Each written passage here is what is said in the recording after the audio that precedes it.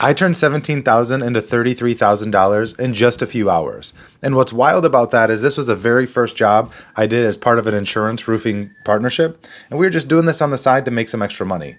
Now, with a little bit of luck and a little bit of extra time, I eventually brought that same job up to over $48,000. Now, there's a lot of contractors who would have just taken it at that original 17 and they would have missed out on all of those extra profits from that extra revenue, that 31,000.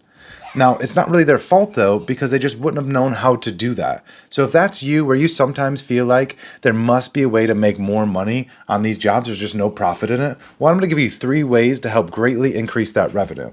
The first thing that I would tell you to do is to have an intentional strategic workflow. And what I mean by this is that many contractors get caught up in doing what they feel like they're supposed to do rather than doing what makes sense for their business model. An example would be a lot of guys give the customers an estimate when they initially sell the job, whereas I would recommend to simply wait until the insurance company gives their estimate. There's a saying that in a negotiation, whoever gives the first number loses. The second thing that I'd say to do is to utilize cost incurred.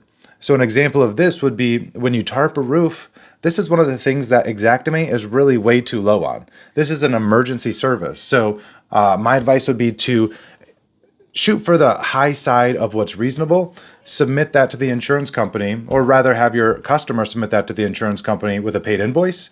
And then at that point, there's a good chance they're just going to pay it. I'm not saying to gouge, but I'm just simply saying to charge what you're worth for that emergency service.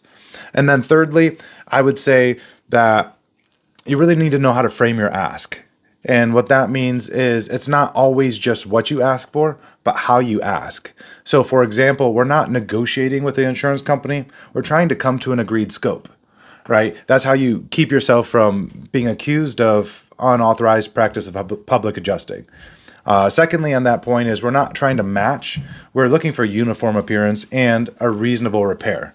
Okay, and as a bonus fourth point, I would say don't skip the small stuff. If we really take care of the customer, this is how these referrals keep coming, and we get additional jobs to put these into practice with.